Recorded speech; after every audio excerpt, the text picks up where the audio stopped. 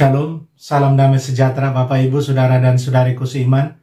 Semoga saya menjumpai Anda semuanya dalam keadaan yang sehat walafiat, tetap semangat, tetap tersenyum, dan tetap berpengharapan pada Tuhan kita Yesus Kristus.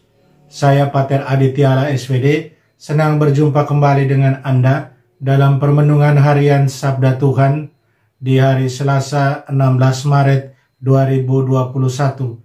Saudara dan saudariku seiman, saya ajak Anda semua hari ini untuk merenungkan soal berbuat baik senantiasa, berbuat baik di setiap waktu, tanpa terikat oleh aturan.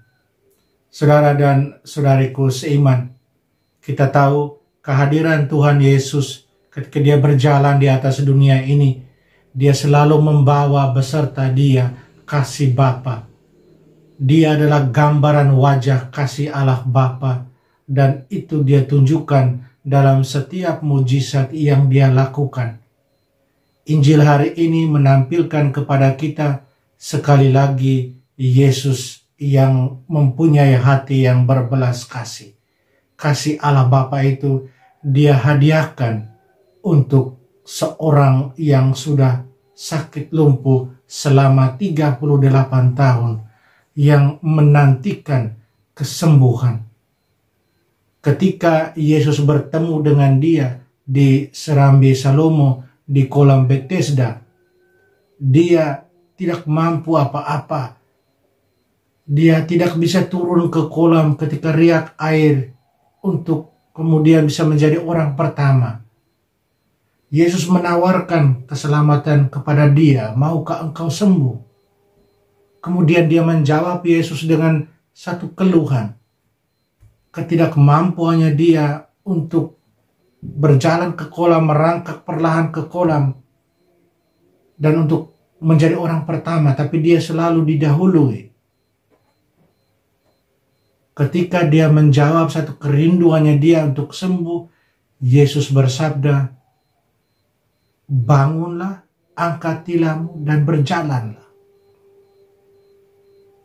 Satu sabda yang buat dia, buat orang yang sakit ini, yang sudah 38 tahun merindukan kesembuhan, adalah bagaikan air yang menyejukkan, menyegarkan. Dia bangun, angkat tilamnya, dan dia pergi. Dia berjalan. Dia mendapat kasih karunia Tuhan yang luar biasa. Kasih Allah sungguh nyata dalam hidupnya. Saudara dan saudariku, pertanyaannya, mengapa dia bisa begitu langsung bangun, angkat tilamnya, dan berjalan? Padahal dia tahu bahwa hari itu adalah hari Sabat. Dan mengangkat tilam pada hari Sabat adalah satu hal yang tidak dibenarkan. Dan itu kemudian menjadi persoalan ketika dia bertemu dengan orang-orang Farisi.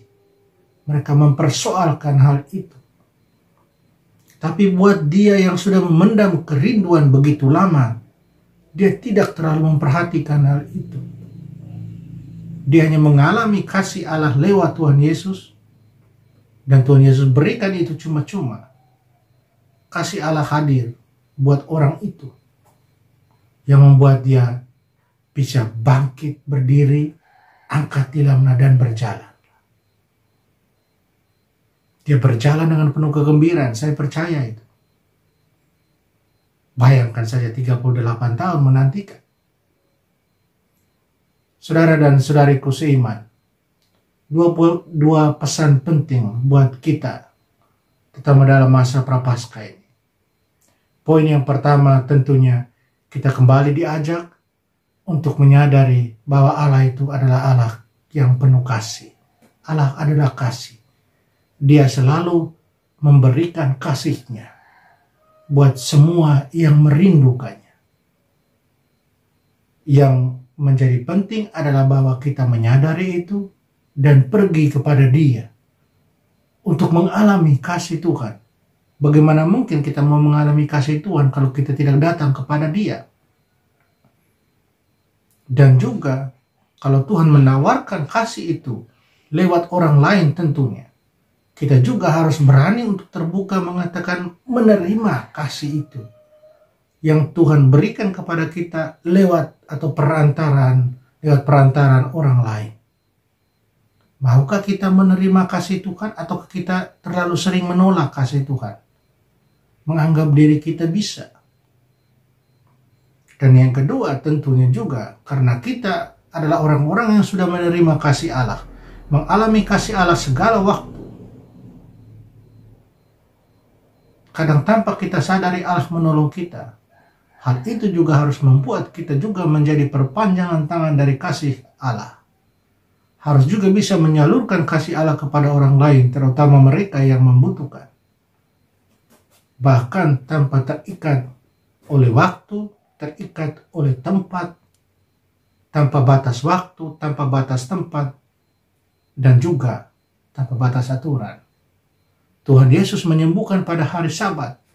Tidak penting buat Tuhan Yesus. Buat Tuhan Yesus yang penting adalah kasih Allah menjadi nyata bagi orang itu. Yang sudah menantikan, merindukan selama 38 tahun. Demikian pun buat kita, ada banyak orang di luar sana yang sudah merindukan kasih Tuhan nyata buat mereka. Apa reaksi kita? Apa yang mau kita buat?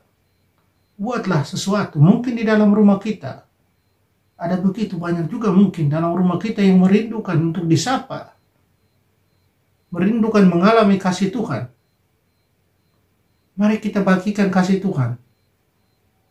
Tuhan undang kita untuk terus menjadi perpanjangan tangan dan kakinya untuk menyalurkan kasih-Nya.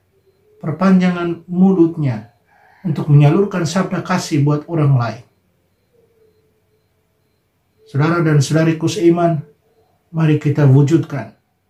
Kasih itu adalah Allah sendiri, dan perbuatan kasih itu tidak mengenal waktu atau di setiap waktu, tidak mengenal tempat, dan juga tidak mengenal atau tidak terikat oleh aturan. Kasih harus hadir segala waktu. Mari kita mohon kekuatan dari Tuhan. Kita berdoa. Allah Bapa dalam surga, terima kasih untuk segala rahmat kasih karunia yang sudah kami terima.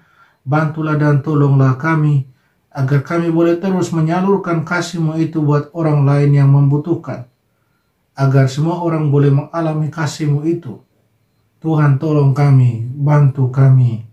Amin. Mari kita mohon berkat Tuhan, Tuhan sertamu, kita sekalian, semua orang yang kita kasih, kita sayangi, segala usaha rencana kita, dilindungi, dibimbing, dan diberkati Allah yang Maha Kuasa, Bapa dan Putra dan Roh Kudus. Amin.